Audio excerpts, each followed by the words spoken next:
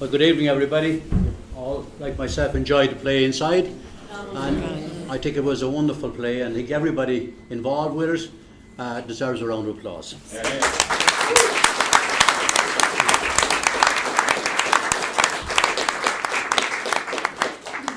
It might relax me a little bit. This is a new type of form, although James tells me here he's been on one before of a similar nature, so he has an advantage over me on that. I'd like you, first of all, thank you for staying behind tonight, because your presence is an appreciation of the play in itself. And I think that reflects the way everybody taught down there. There was silence throughout the night. There wasn't a phone to be heard. There wasn't a breath to be heard.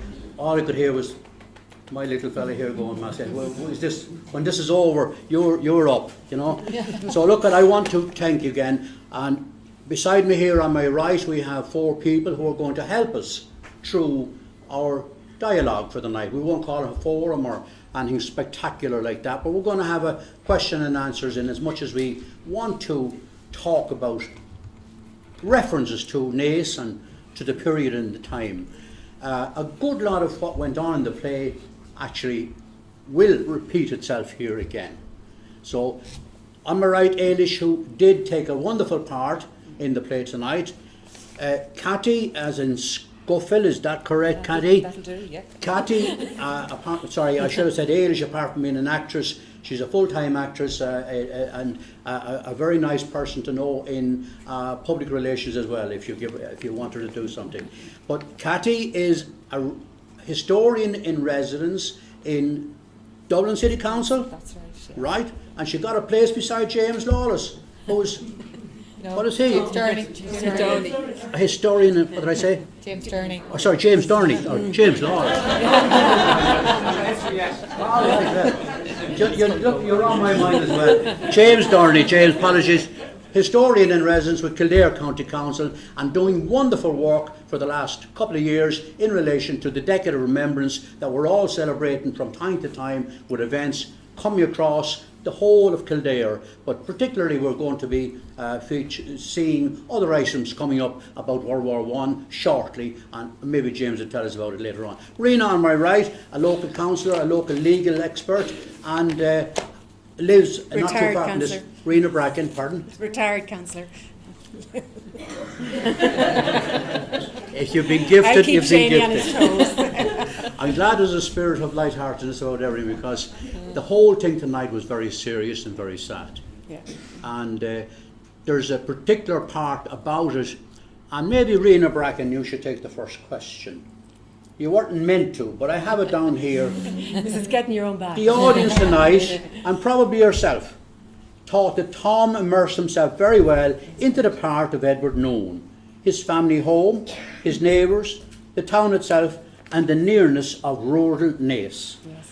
Do you think the play itself identified the terrible stress that soldiers endured, both at the war front and at home on furlough? The mental strain, now more widely known and more seriously known in legal terms as post-traumatic stress disorder. I think that would be a legal term for it these days. How do you think that the writer presented the illness? Do you think it came across? I thought Tom had an excellent, it just showed the whole difficulty with the war, especially when he talked about the Boer War, and then he went down to 1916 and being in Flanders and came back, and it really showed that it started after the Boer War. You could see he was already suffering from post-traumatic stress, and then later on it obviously just came to a head where he just couldn't cope with it anymore. It was just superb, Tom. I thought you did an excellent job of it. Thank you very much. I want to hop back to Ailish, because I was just giving her a chance to get her composure there, although she's a professional in the acting sense.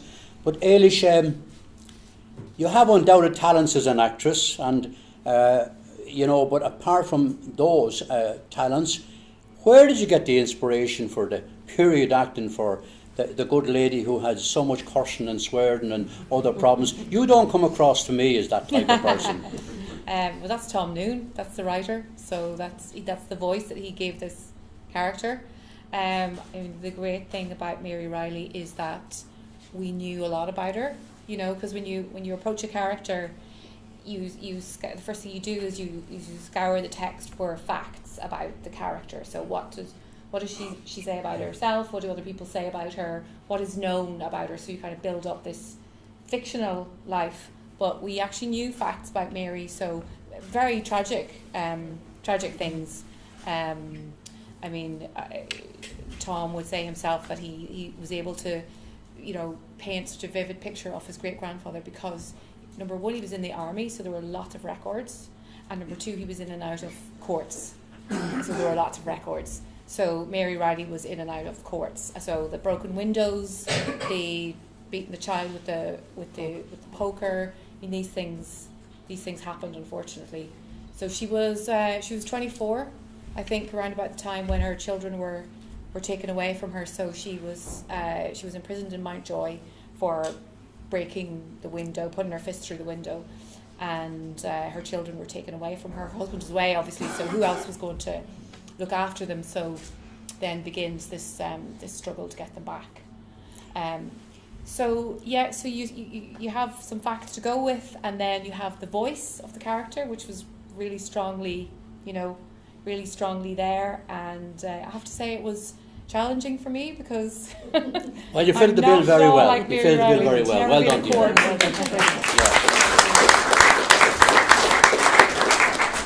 Catty, coming down to us from Dublin, obviously comes down with a lot of knowledge based on documentary research in relation to the hotspots in Dublin and the Dublin of the time, because Dublin of the time had its own troubles. Apart from the poverty side of things, they had the Dublin lockout just a short time before that. Home Rule campaign was very strong, suffragettes not so strong, but there were areas of difficult living in Dublin from where many young men joined the British Army of the time. Where were those areas, Cathy, and what was the big picture of Dublin, and what were the real conditions, if you wouldn't mind giving us a run through the Dublin scene? I couldn't help but draw an awful lot of analogies between the story of Naas and the story of Dublin.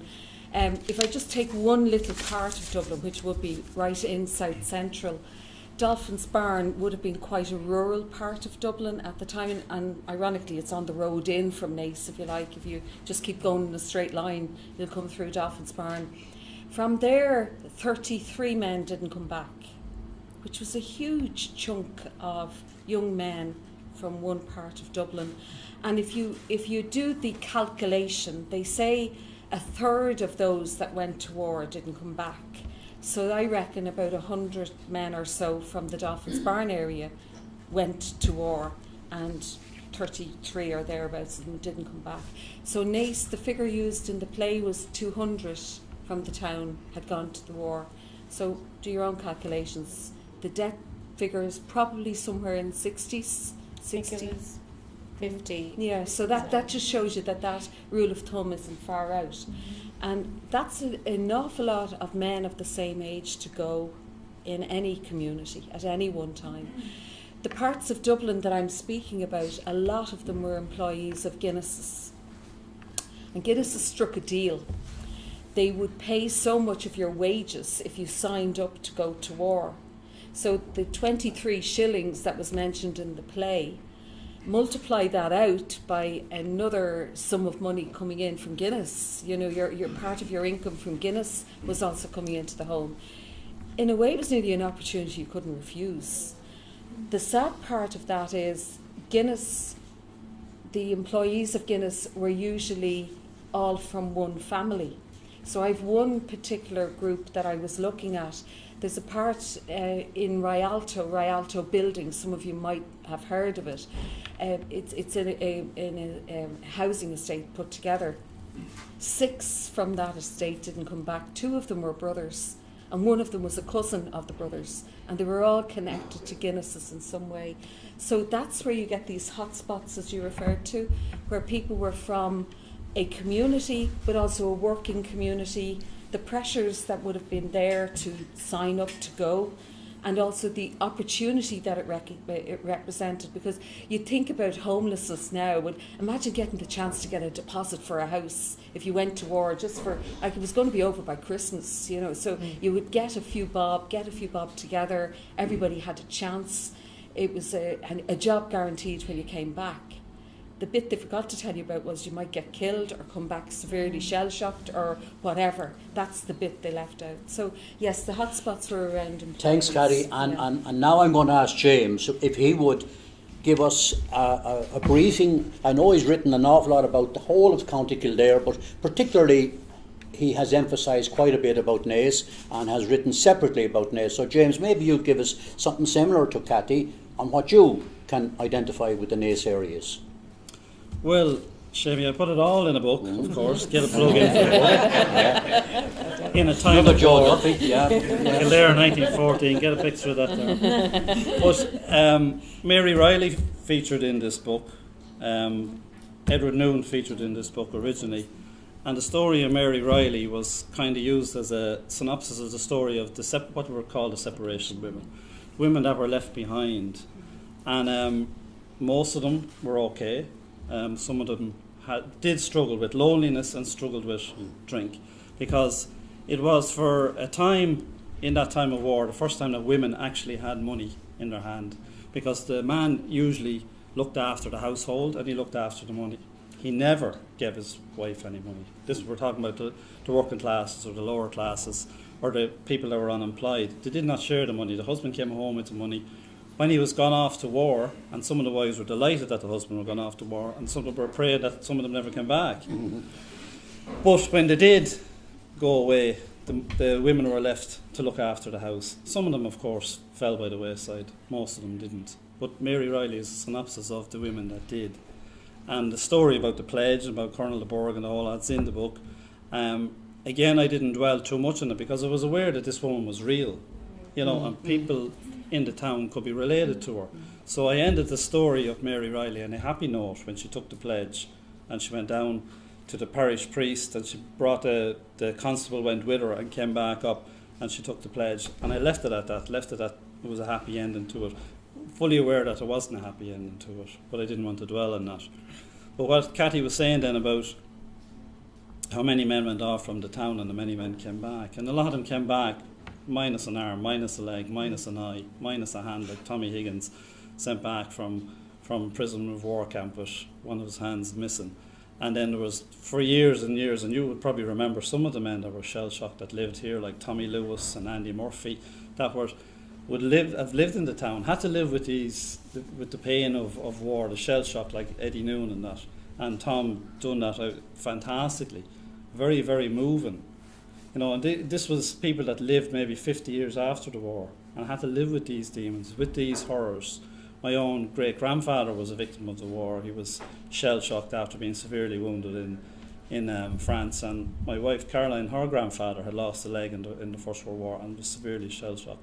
And Caroline would remember herself, her own grandfather. And people in this room would have remembered people that went off to war and returned. And it's all within living memory. I know it's only 100 years ago. But we're talking about a Naas 100 years ago that didn't have tar macadam on the roads. There was just dusty, muddy roads in the main street and that.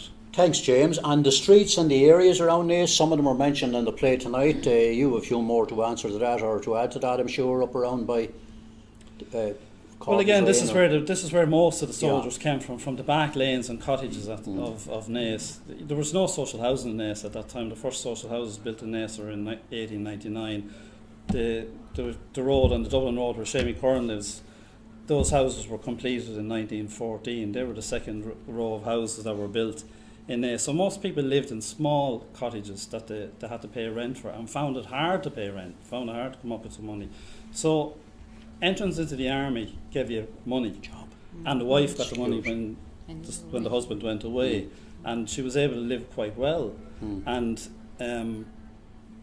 they were able to live reasonably well, and it's a time of when food is just the food that we know is just coming into market. Like people are only beginning to eat meat, then they're only beginning to have biscuits, they're only beginning to have the fry in the morning and all that, because before that the staple diet, as we know, was potatoes and milk and whatever. But things were getting a bit more modern, and with the war comes all this modernisation of better food. The soldiers at the front were better fed than they ever were when they were at home. Soldiers came back from the front with weight on. looking better than they did because they were getting better fed. They were getting 3 meals a day. Tom, give us a look at you there. Tom Noonan. She looks after you well, Tom. How many people in the audience would have some linkage back to World War One with people? Just hands up. There's 1, 2, 3, 4, 5. That's a good number. Yes, a good number. That's nice to know. And are many people in the audience would have some connection to, we say, former grandparents living in Abbey Street or Abbey Terrace or Corbin's Lane or even New Row? Any of the back lanes. Around there, yes, or people out there, yes, yeah. So they're the areas around here. In fact, we had a couple of places. One was called the Dardanelles. Do you want to tell us about that one? The Dardanelles was up where Super Valley was now, because there was that many.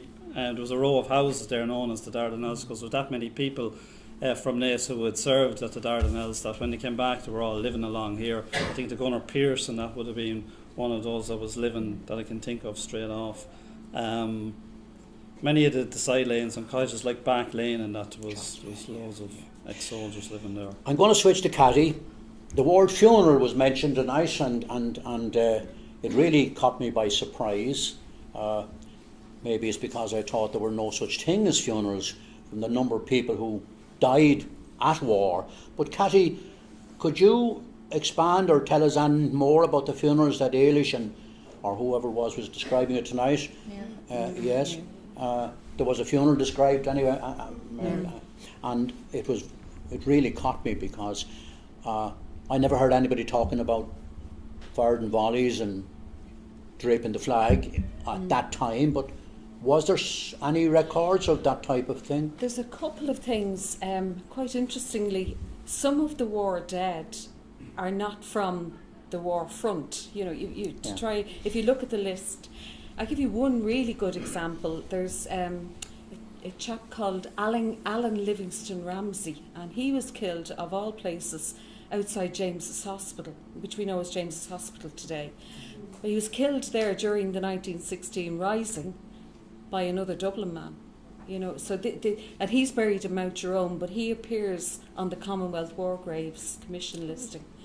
And so there's a real irony. And just to add to the irony, take it a step further, he lived in a place called the Nurseries in Ballsbridge, and it was the 4th Battalion of the volunteers that were in the South Dublin Union during 1916, and one of them was Joe McGrath.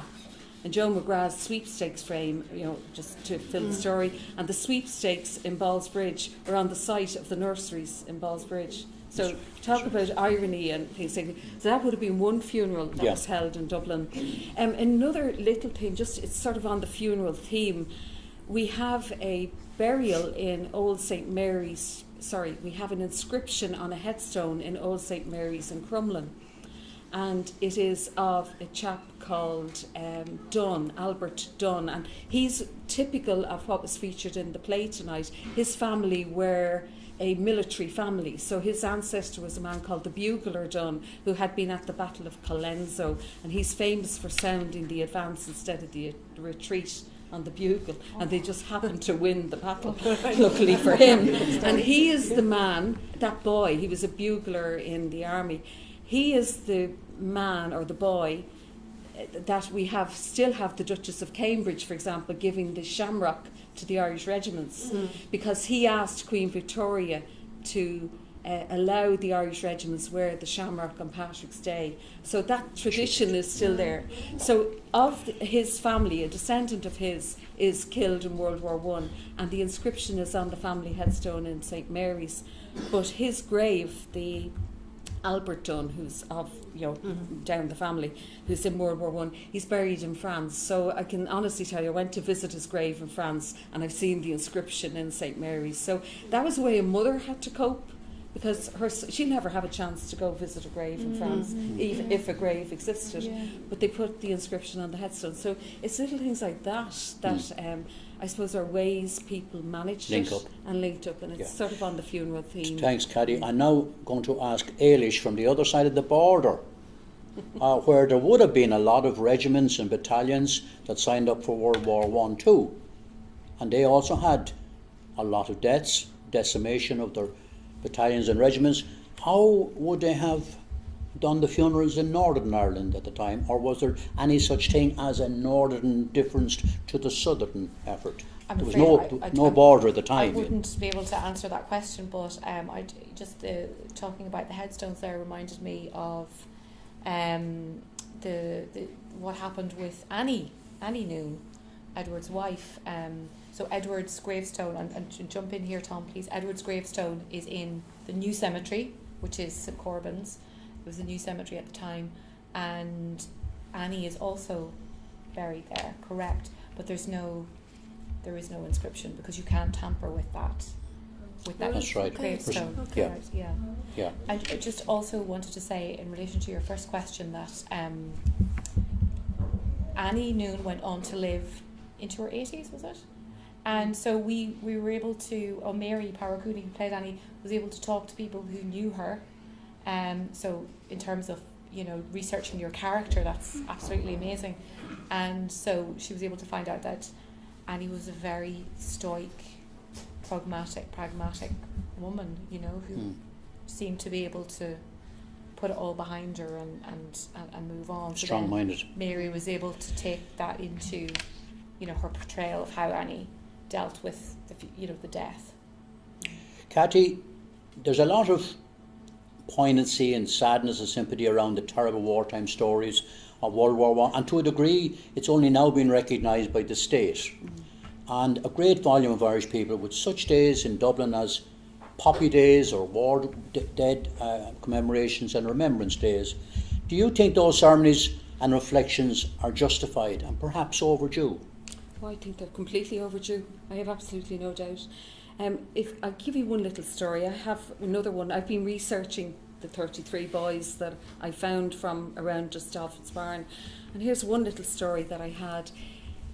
One mother, years later, she would go around the shops and pick her shop carefully. So if it was a Protestant shop, she'd go into it and open her handbag like this and say, "Do you want one of these? The poppy." She was selling the poppy. That was her way of remembering her son. But can you imagine how sad it was for her that she would have to carefully pick the shops in the village she would go to and try and sell the poppy? So that's one chap I have. Another one is a little bit closer to you here, down in Tullow. There was a lady who became the sacristan of the church in Tullow, and she would be there morning, noon and night. She was first thing in the morning, last thing at night in the church, doing anything that needed to be done. And it was only after her death that they discovered a memorial card hidden in the church for her husband, who had been killed in World War I. So was hidden somewhere in the church, and that was her place to go. So it's how do you cope? How do you commemorate something that really wasn't fashionable to commemorate? So I know of some places in Dublin now who are putting up memorials to everything. We're putting them up to World War I, we're putting them up to 1916, and we're getting ready now to put them up for the War of Independence and anything else that's coming down the tracks. And I think we do need to do that. And I also think we need to look at our own families and see what were they doing 100 years ago. Because everybody was doing something.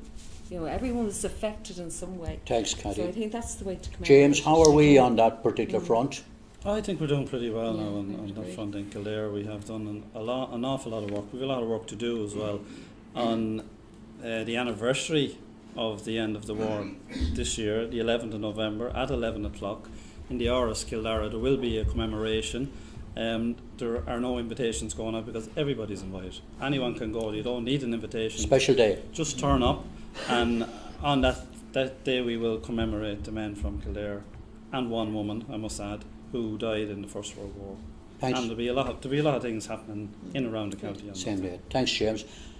Rena, Yes, Jeremy. how do you, I'm used to answering to that this voice. question is specially framed for you. I'd say it is. I read it already. I was reading over your shoulder. How do you think such a public expression of remembrance for World War I dead members of the British Army would be accepted in today's Naas, in view of the large numbers of Naas dead, the lapse of 100 years and the peace agreement of Northern Ireland? I read it earlier. and it's a tough one to give me. But I have to say, Tom, It is a tough one for on you, the yeah. 18th of March, when you mentioned that date, I have to say on the 20th of March, my grandfather had set off the first shots in Tullamore and then headed up to Joy Porrick Pierce in the GPO. And then it ended up in Frankog. So when you mentioned the 18th of March, or 20th of March, which is also my birthday, he set off the first shots in Tullamore of the whole revolution. Can I just say something to you? I actually believe in this day and age, as Kathy said, we should commemorate everything. There will be more commemorations. And ideally, you're talking about the lanes and everything else, a statue out here somewhere. I mean, John Devoy is also related to me. That's a lovely statue. It took years to get in. Jim will tell you all the work. I think it's a great idea.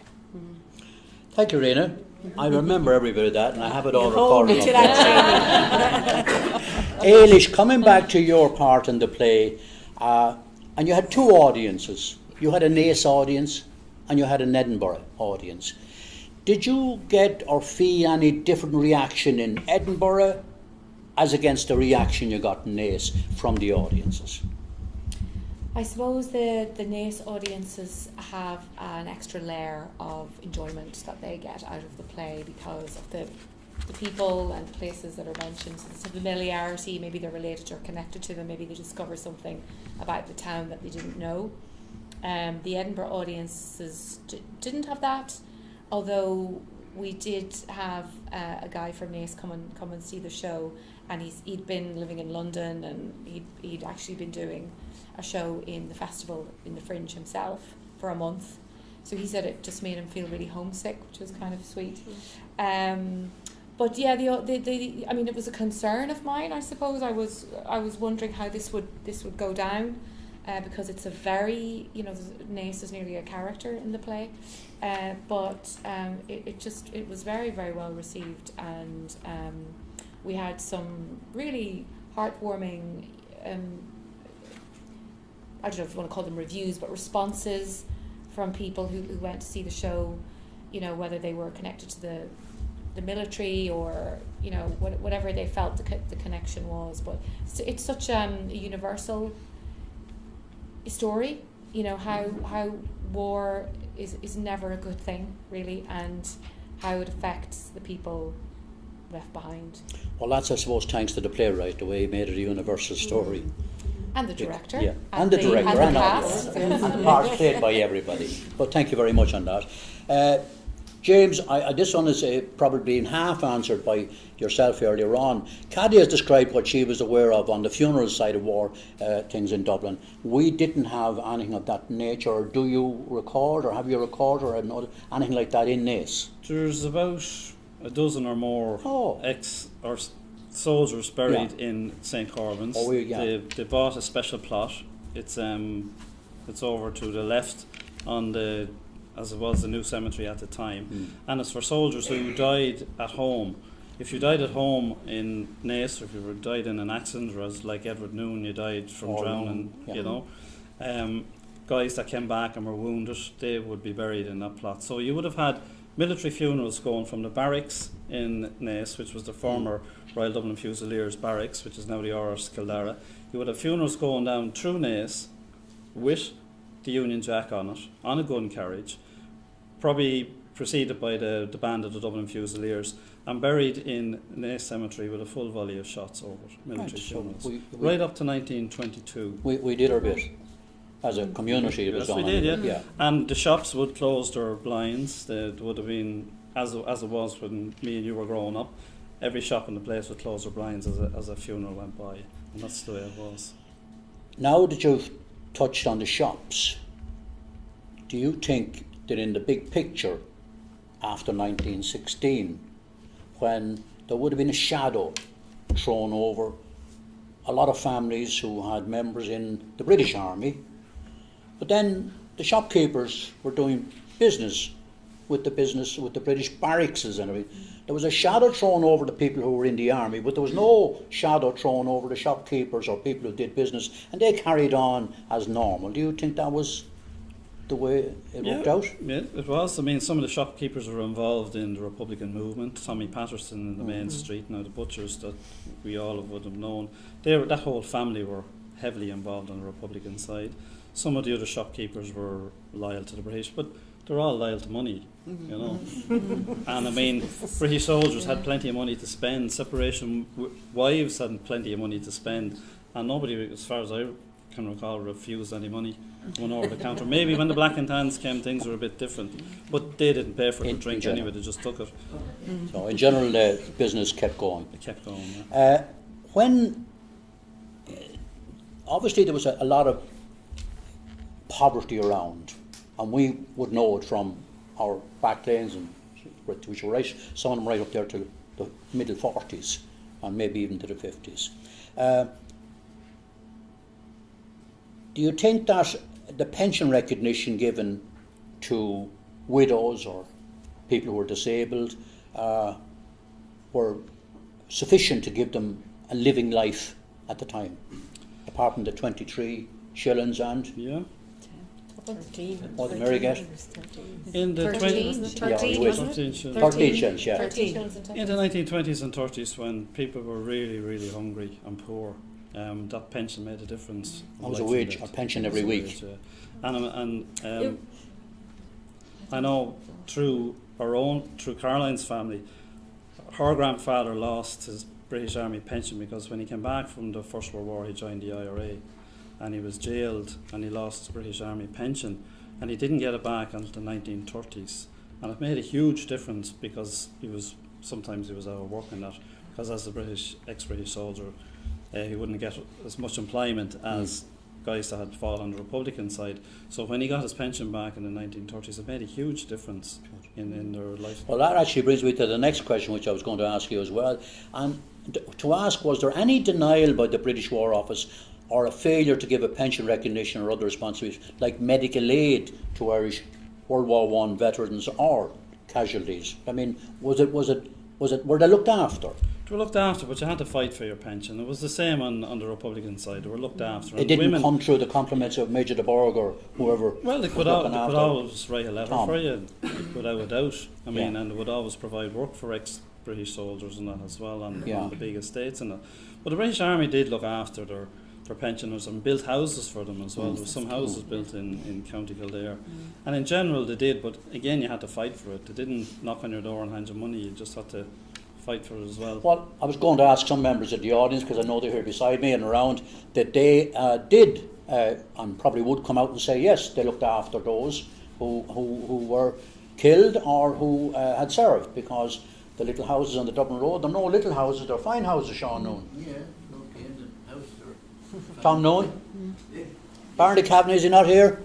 I left him at home. You left him at home tonight, yeah. And we're delighted, of course, we, being Naas fellas, we'd know about things like the British Legion Hall as well, and where a lot of misspent youth was spent on Saturday mornings when you were allowed in, and you learned how to play billiards, and at the same time you were pretending in the workmen's clubs you couldn't even see the ball, but you could practice down the British Legion and come back up and maybe win a tournament against the odds, and the odds you got off, maybe you get 50 off or 100 off because you were no good, but you were much better than the workmen's club would know about. I'm going to come to a little part that wasn't marked in, and I've asked a lady called May Leonard to come along tonight and maybe recite a poem. We're considering a lot of the sorrow and sadness that was about the war, and we have, of course, some war front poetry from people like Francis Ledwidge, and I've asked May if you'd be kind enough to read something for us. Yes, well, Ledwidge. Can you read it from over there? Yeah. Yeah. Over there. Get in there, You the have hot to go in camera as well, mate. Get in there, the hot seat. Get in there. Thanks, May. Thank you very much. Yeah. I would like to say at the outset that I did win the Francis Ledwidge Award for a poem once upon a time, maybe 10 years ago. So I suppose that gives me some kind of little platform to stand on. And I've been fascinated by the play, which was magnificent. Well done, all of you. And just the general sort of chat, if you like, here. Ledwidge was from Slane, and there's a museum up there by the side of the road. His cottage where he lived is still there as a museum. And you were talking about funerals, and Ledwidge did actually write a little poem.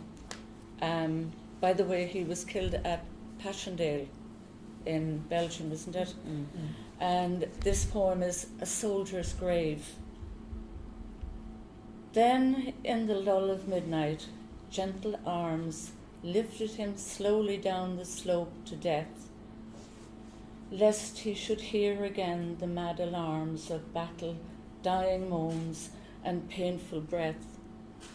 And where the earth was soft for flowers, we made a grave for him, that he might better rest.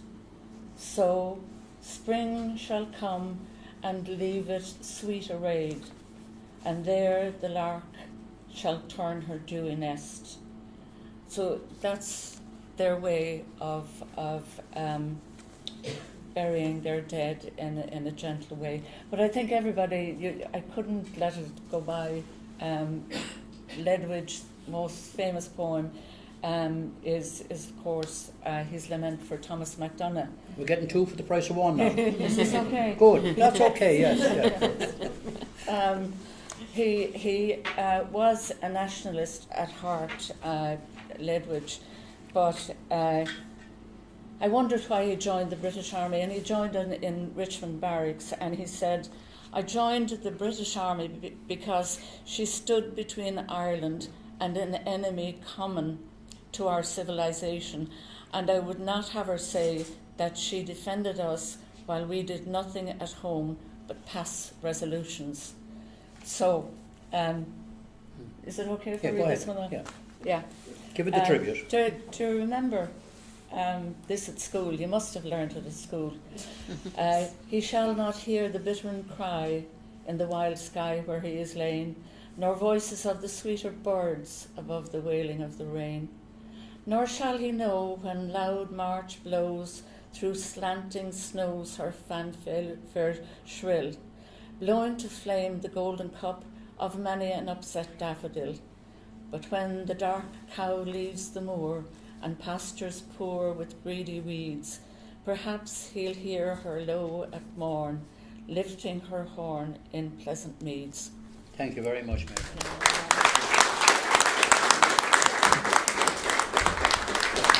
James, you touched on something a short while ago, and I want to come back to it, and I'm probably going to the audience as well, because there's some people there. I'm talking about the war veterans that came back who became household names for the wrong reason. We were probably mimicking them and things like that around the town.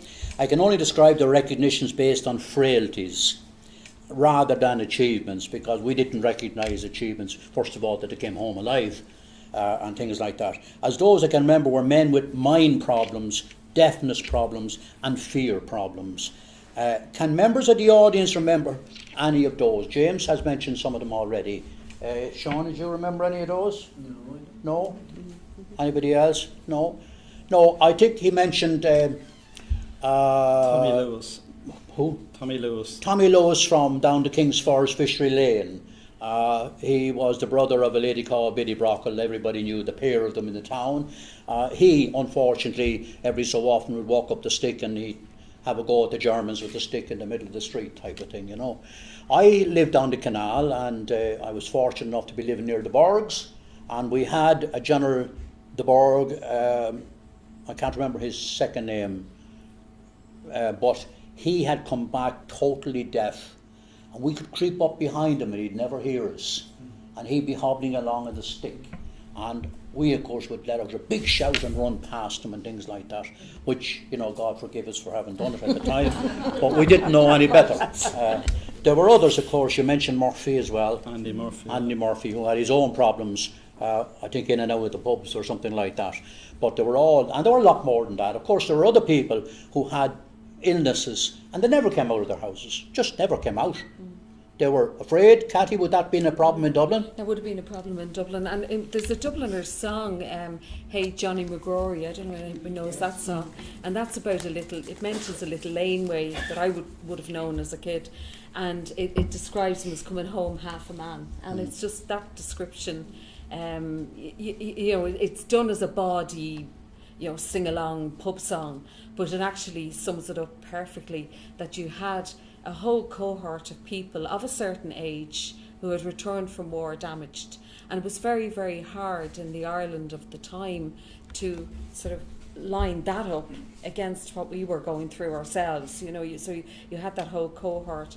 And I suppose too you had, just to twist it on its head, the other thing you had men who came back with a different qualification. In my own family, my grandfather went away as a painter and decorator, and he came back as a refrigeration engineer. So I don't quite know how you settled that one up. But refrigeration engineers were quite rare in Ireland at the time, and quite useful as well. So, you know, the family, if you like, are still benefiting from the fact that he came back to a good job, got it in CIE, and then the family just continued. There's still family in CIE. So it's that type of thing. You know, it changed life forever. People went away who had been stable hands or grooms or anything related to the horse, but the horse wasn't a feature when you came back. We were beginning to move into motorised transport, so you came back with a different trade or a different way of looking at life. So there's both sides of it, you know. It affects us. I suppose we had to learn to adjust to all the changes, for their sake as well as our own. James, we're told by the reports at the period that the housing of the ordinary people at the time everywhere was terrible, with overcrowded tenements and small houses, but that the camaraderie and the sharing of supports between women and families was extremely strong, even to the extent of rearing each other's children or sharing foods. Have you any comments to make on the Abbey streets, or something we might know about that sort of, or is it a general theme? A general theme, really. They did, with the separation money, a lot of women would have advanced their education and that of the children, and also bought a lot more clothes and shoes than they would have bought prior to the war, and that because of course they didn't have money.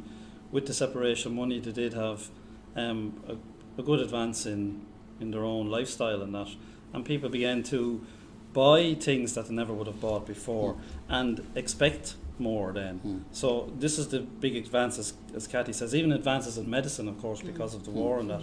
And people did expect more. Women went out to work during the war, most for the first time, and they weren't reluctant then to go back and sit in the house then after that. So it was, in ways, it was a great advance during that whole war period and that whole revolutionary period, where we have a different type of people then after that wanted more modernisation, and it does show in Ireland then after the war on that. And a good lot of them got the vote, 1918 as well, yeah.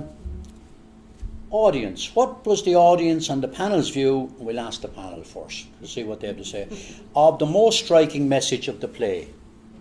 Rena. I think what Tom did is he brought, you mentioned parts of Naas, I presume it's Corbally, part of the canal, Jigginstown.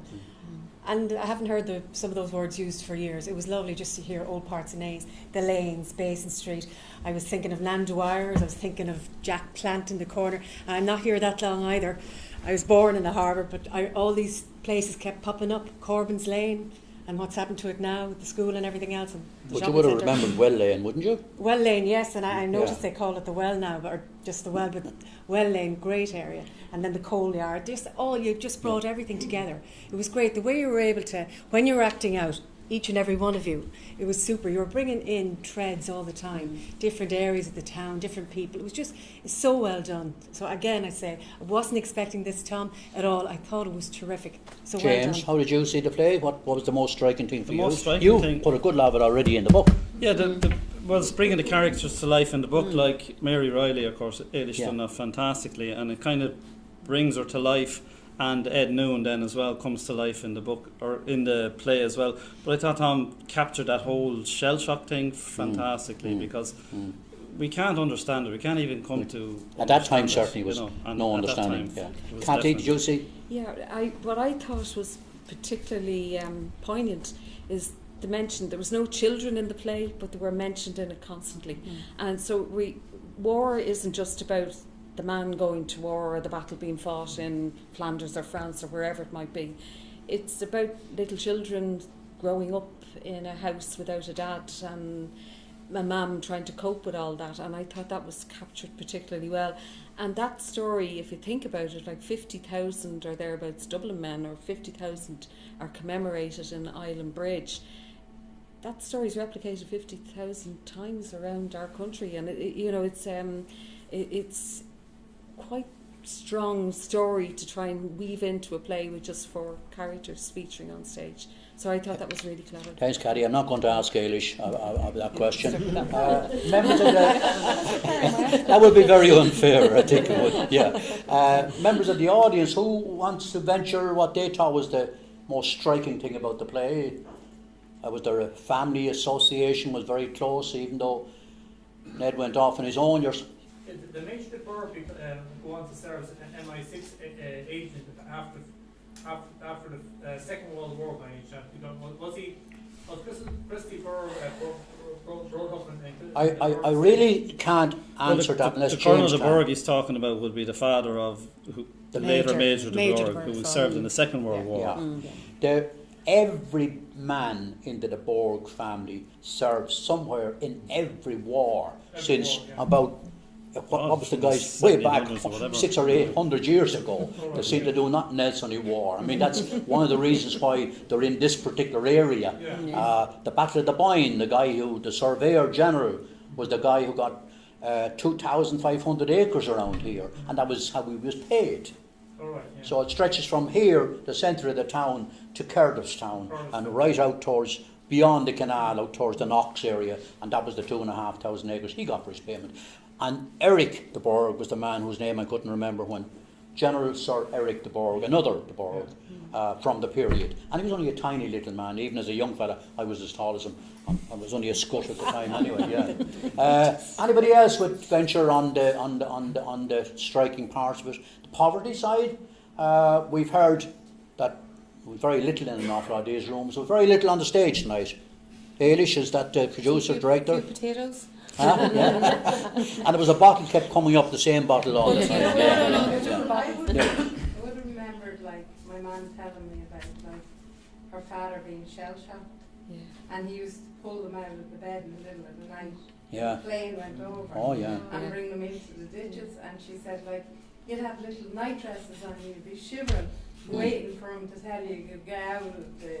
Oh, we had a man in Ace who used to do that too. He used to dive for the footpath every so often, but I think he was from World War II, and that unfortunately was the way he was shell-shocked, diving from the bombers, or looking for the trenches, and any gully would do him, like, And he got shrapnel in his leg, but he didn't get it taken off later on. So when he was getting his leg taken off, he wouldn't get an anaesthetic. He drank a bottle of whiskey on the operating table because he said the men that got their legs taken off in the field got a bottle of whiskey, and that's what he had. And thanks for that. Thank you very much for that. Panel back again. You think the panel, the spread of discussion tonight, that the social dimension of family living in Ace of that period came across as a reality? Yes. Catty? Yes, definitely. I love the reference to the housing, and as you say, a very bare stage. At the beginning of World War I, the British Treasury promised Ireland £4 million to solve the housing crisis that we had 100 years ago, and that was seen as a way of encouraging people to join up, would help the recruitment process, because this was another sop. You might have a chance of a house when you came back, as well as a trade and a wage and whatever. Mind you, the 4 million never came. We got about 100,000, I think. But that shows you that the housing was like that in Dublin too. I mean, we had the worst tenements in the Empire, which was a real slight, I suppose, on the way things had been managed. And then most of the housing budget had to go to rebuild the centre of Dublin after 1916 because the place was wrecked. So everything was diverted to try and put O'Connell Street back on the map, which there was nothing left of it. So all of those things, I think the housing, the description of conditions and housing, it was no different in Dublin. They didn't have it any better. It was a lot worse, I'd say, in some places, because you had a lot more crowded conditions and you didn't have the advantage of the countryside providing fresh food into it. But certainly that came across. James, you very could nicely. relate to Yeah. that. Yeah, I liked the bit about the grey coat over the bed to keep Yeah. the children Yes. warm. Yeah. Because, I can tell you, James, that because we lasted used to until the have- 60s. Yeah, that lasted in the Yeah. 60s, Yeah. because we had Irish Army grey coats over our beds. And I remember Yeah. them well, they kept us warm. Yeah. I see John Kinch over there. I'm sure any fellow who's in the FCA knows all about the grey coats, you know.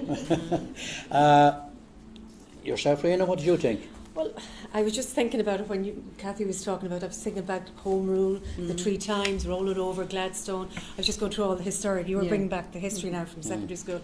And I just thought, it's like history repeats itself and will always repeat itself. I think there's a good slogan in Leo Nuris's book, Trinity, that there's no past or future, but past or present, but the future or past being repeated over and over again, if that makes sense. So no future or present, but a past being repeated over. And I think that's what's happening with housing. And I do a lot of family law, so the poker and the child, it's still not rare. Yeah. It's still not rare, so there was a lot of that in it. I I was thought just looking at it something before the event of the weekend, and that was, I'm sure James has had it for his breakfast, dinner and tea, and that was the census of 1911. And all of the little places that are mentioned around here were all little single houses, all new row, single, one kitchen and one bedroom perhaps was about all was in it. And we had 760 houses in Naas for a population of 3,800. And it gave an average household of about 5.6 people per house. So if you could relate to the people who were widows and widowers, and there was only the 1 or 2 in the house, an awful lot of houses had large numbers of children in a very small accommodation. So if you were to look back on those figures of the time, we have now multiplied the population, we call it 4,000 at that time, and we call it 21,000 now. So we've multiplied the population by 5, but we've multiplied the houses by 10. So we live in affluence at the moment, because we have 3-bedroomed houses, 4-bedroomed houses, and call it what you like, but they certainly weren't the little houses. So I think it came across very well that, you know, the people in the play were so close to each other, they were in and out without too much of a doing. Listen, we've come to the end of the night. Before we go, I'm going to ask May Leonard, have you got a May Leonard poem there for me? I haven't got a May Now, Leonard this is a poem. real lucky bag job, isn't it? Come up here, May, come up. No, but I feel the war poetry, the war poets got a very raw deal because they were telling it, because of their ability to do so. They told the war as it was, and I've chosen one poem which really tells it all. You were talking about generals, the general. Good morning, the general said, when we met him last week on our way to the line. Now the soldiers, he smiled at, are most of them dead, and were cursing his staff for incompetent swine. He's a cheery old card, grunted Harry and Jack, as they slogged up the Arras with rifle and pack. But he did for them both by his plan of attack. So that's the kind of poetry that was coming back from people like Siegfried Sassoon and Wilfred Owen and whatever else. They were all pulled back from the trenches and sent to a mental hospital outside Edinburgh called Craig Lockhart. And they treated them there, and then what did they do? They brought them back again to fight once more.